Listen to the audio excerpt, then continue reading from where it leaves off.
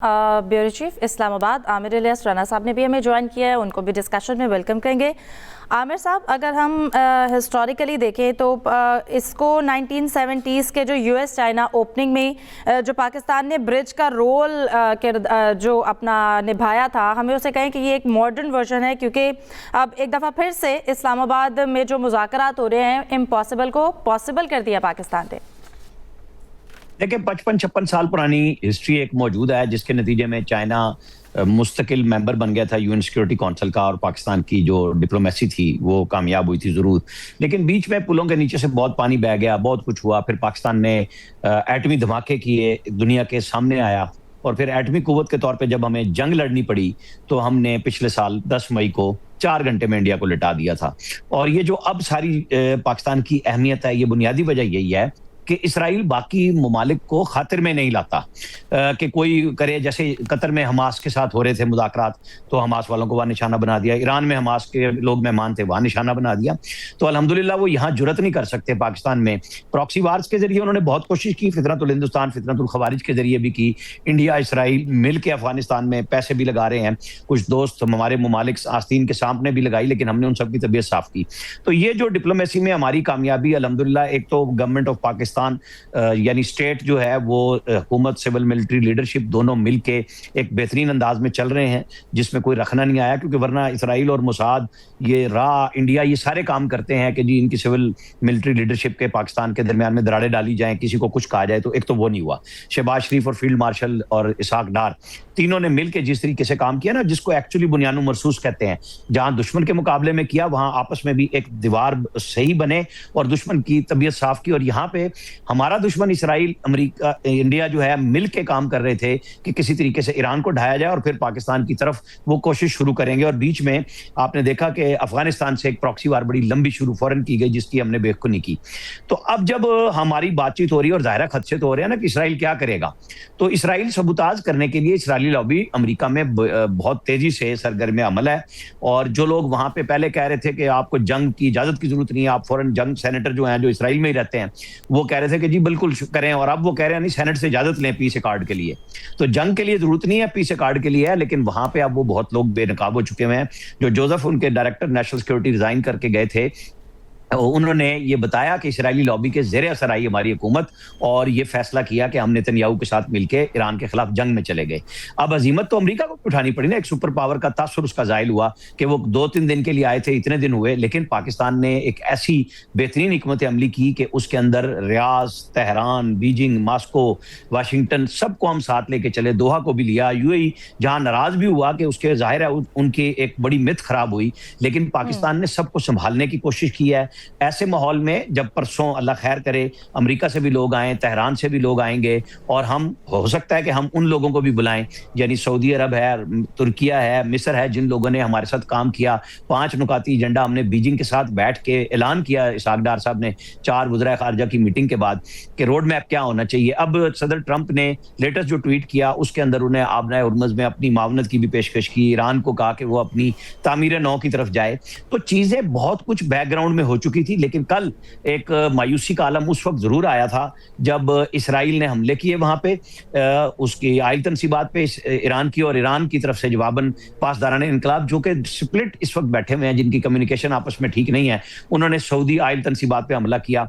पाकिस्तान ने मजम्मत की, हमारे कोर कमांडर्स ने मजम्मत की। तो थोड़ी सी एक बेचैनी हुई थी, लेकिन जो बैक ट्रैक पे सारे मुज़ाकरात इनडायरेक्ट हो रहे थे सबके साथ, पाकिस्तान पीछे नहीं हटा। और प्राइम मिनिस्टर ने 12:17 पे रात को एक ट्वीट किया कि 15-15 दिन के लिए मैं दोनों को कह रहा हूं कि अमेरिका को भी और ईरान को भी कि सीज फायर करें, एक आबनाए हुर्मुज़ खोले और वो हमले बंद करें। उसने एक कामयाबी की सिचुएशन दी। प्राइम मिनिस्टर ने ऐलान किया, सदर ट्रंप के 2 ट्वीट आ चुके हुए हैं। पूरी दुनिया, कोई दारुल हुकूमत ऐसा नहीं जहां पे इसको सराहा ना जा रहा हो या गुफ्तगू ना हो रही हो। तो इसराइल और इंडिया में तो जाहिर है एक स्यापा पड़ा हुआ है ना वहां पे कि इनके साथ क्या हुआ है। तो पाकिस्तान इन सब चीजों को देखते हुए अपने दोस्तों को भरपूर एतमाद में लेके, बगैर किसी जो कहते हैं ना कि चलाकियां दिखाए हुए, पाकिस्तान एक ऐसी सिफारतकारी कर रहा है अल्हम्दुलिल्लाह, टाइट रोप पे भी है, लेकिन बिल्कुल खुल्लम खुल्ला अपने दोनों अतराफ में एतमाद में लेके अपने फैसले करवा रहा है। और कोशिश यही होगी कि एक पायदार अमन के लिए मुस्तकिल मुआहिदा हो सके। صحیح. جوہر سلیم صاحب، آپ کیا کہتے ہیں؟ ابھی بھی جو لوگ امن چاہتے ہیں ان میں ایک بے چینی برقرار ہے جس کا ذکر کیا عامر الیاس رانا صاحب کی جانب سے.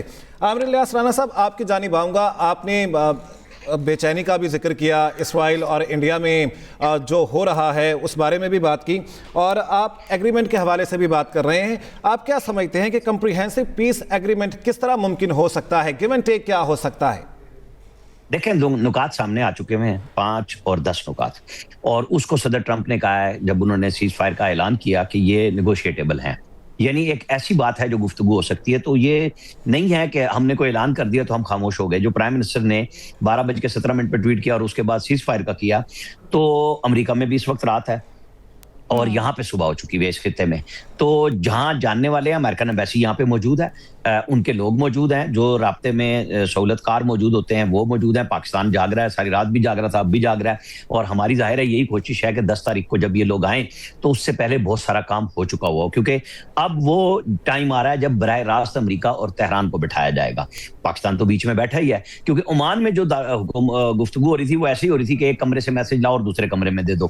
اب ہم وہ جو گفتگو کے پوائنٹس تھے ان کو سامنے آمنے لے آئے ہیں کہ جناب یہ آپ کے پوائنٹ ہے، یہ آپ کے پوائنٹ ہے، اور اس پہ اب ہماری گفتگو ہو رہی ہے. اگلے 2 دن مزید ہوگی، اور جب ٹیبل پہ سامنے بیٹھیں گے بہت کچھ طے ہوگا انشاءاللہ تعالیٰ. کیونکہ یہ اس کے بغیر ممکن نہیں ہے نا کہ ہم ان کو کوئی دو بدو تو نہیں کرائیں گے نا کہ آپ لڑ لیں. آپ نے 5 پوائنٹ اور 10 پوائنٹ پہ ایگریڈ پوائنٹس پہ منیمم ڈسکشن ہوگی. سب سے پہلے بیک گراؤنڈ پہ ہوم ورک پہلے جاری تھا، اور اب تیزی سے ہوگا کہ اس کا نتیجہ یہ نکلا ہے کہ سیز فائر دونوں نے قبول کیا ہے. اس کی سیز فائر کی شرائط پہ عمل درآمد ہوگا.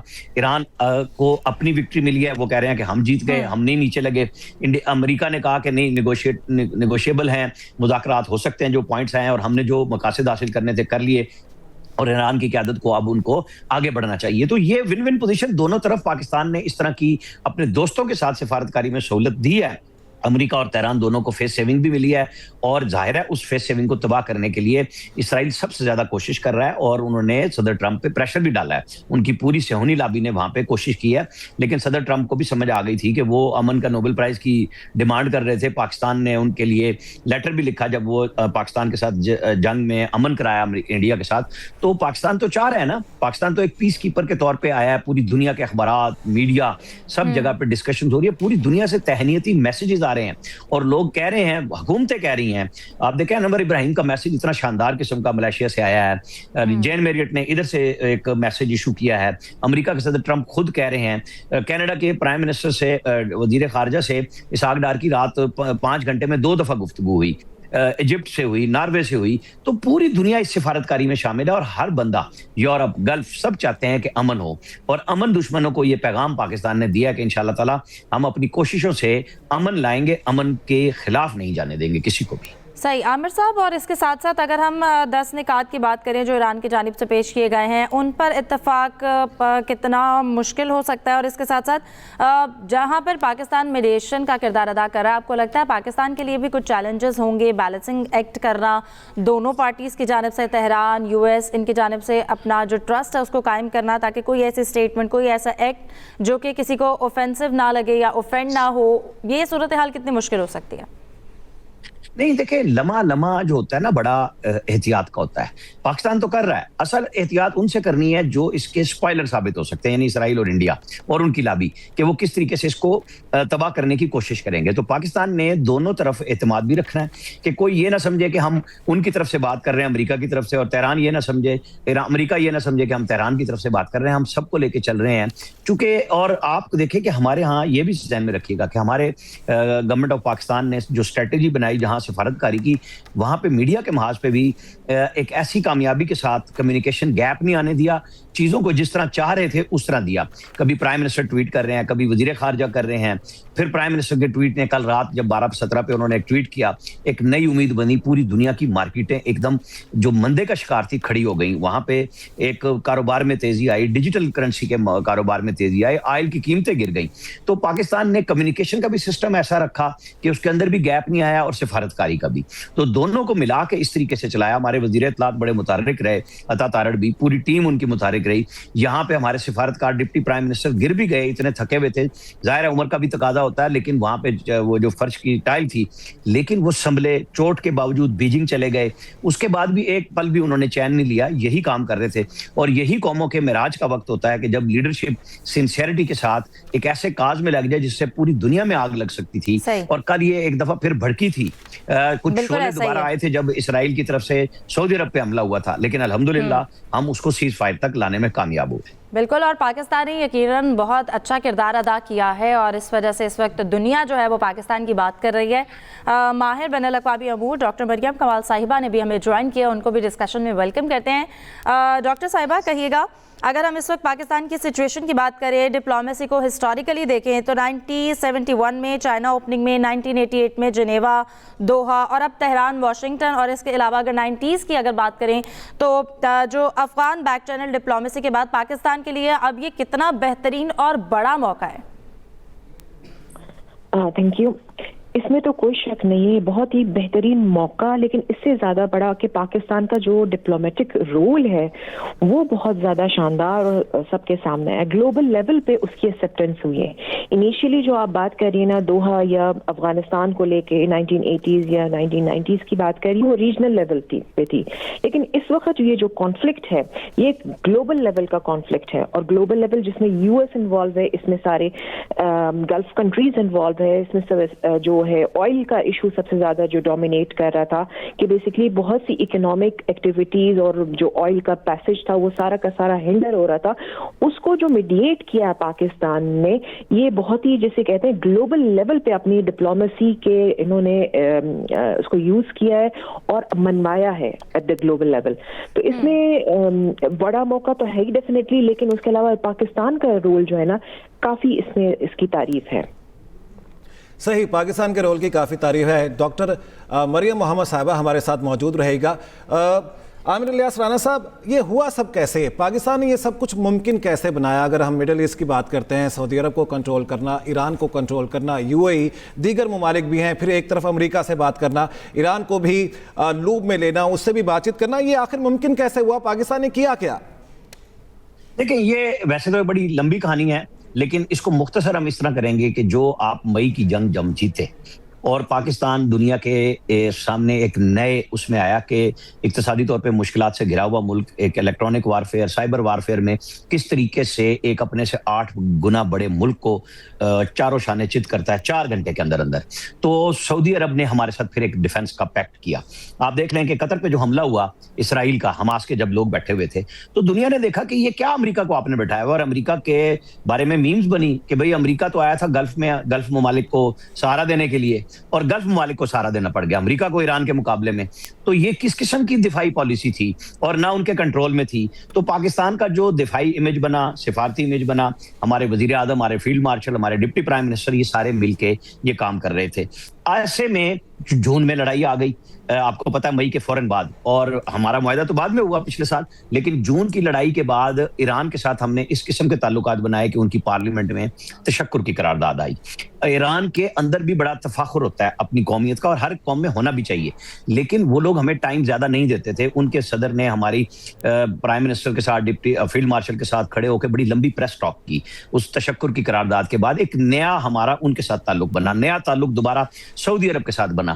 ایسے میں جب جون کی لڑائی ہوئی, پھر اس کے بعد دوبارہ اسرائیل لگا رہا سازشوں میں, پاکستان نے بہت ساری سازشیں راہ اور موساد کی پکڑ کے دیں تہران کو کہ یہ دیکھیں یہ انڈینز کے ذریعے کیسے کام کر رہا ہے موساد اور سی آئی اے مل کے آپ کے خلاف کام کر رہے ہیں. تو ایران کو یہ بات سمجھ آ گئی کہ پاکستان ایک ویل وشر ہے, سعودی عرب کو ساتھ ملایا. سعودی عرب کے محمد بن سلمان کراؤن پرنس کے ساتھ ہمارا بڑا کانفیڈنس بن چکا ہوا ہے, ہم ان کے ساتھ دفاع میں موجود ہیں.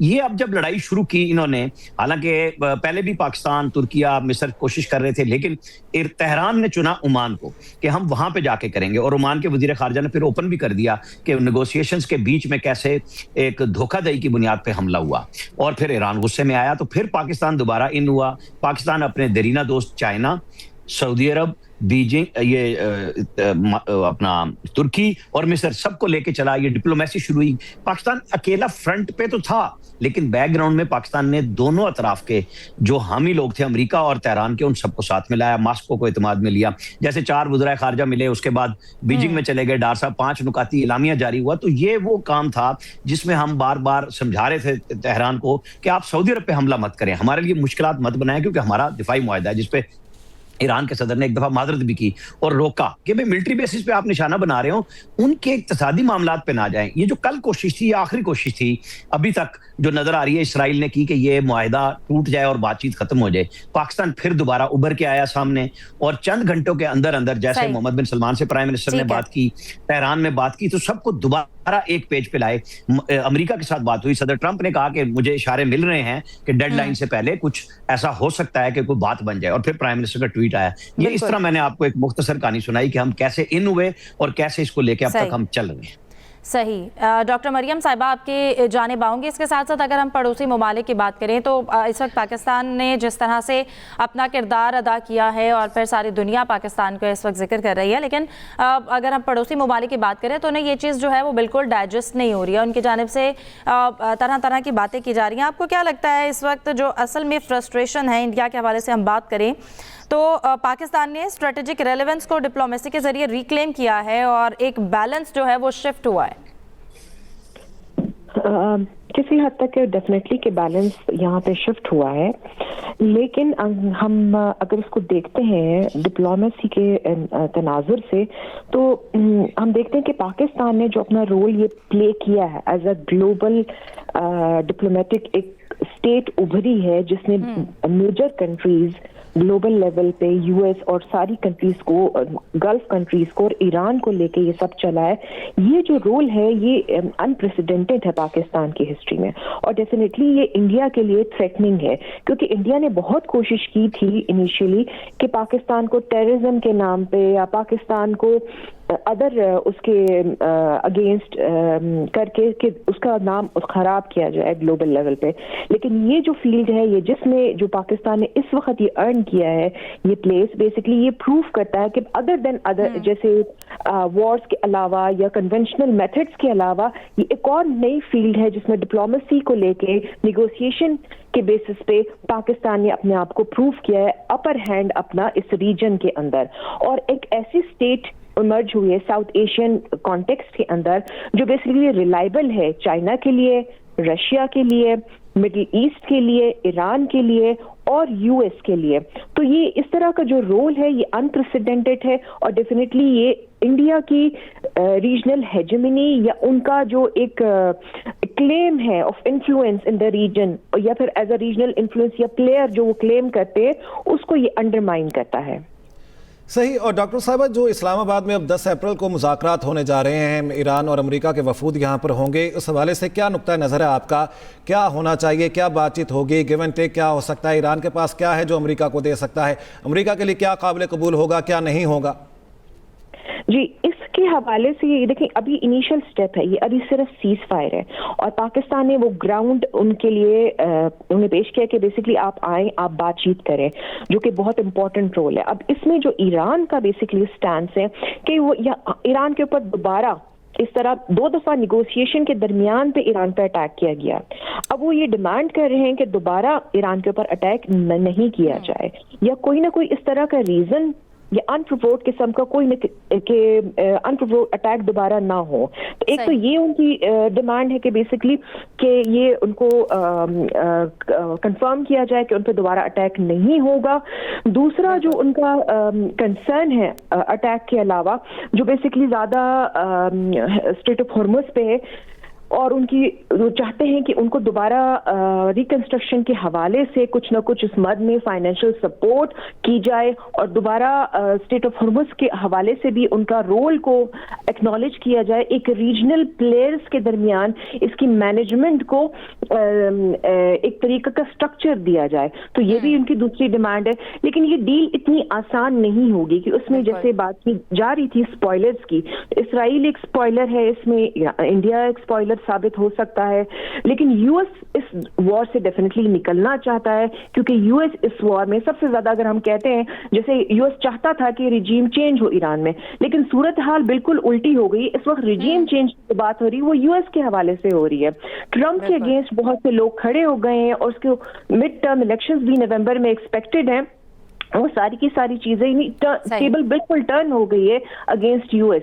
तो सो यूएस जो है वो एक ऐसा प्लेयर है जो बिल्कुल वॉर से बहुत ज्यादा बदनाम या बिल्कुल। डॉक्टर मरियम मोहम्मद साहिबा, कुछ चीज़ें जो हैं वो मिस कैलकुलेट हुई हैं, लेकिन बहरहाल अभी भी स्पॉयलर्स के हवाले से हम जो रिस्क है उसको इग्नोर नहीं कर सकते हैं, और इसराइल की गारंटी बहुत ज़्यादा ज़रूरी है।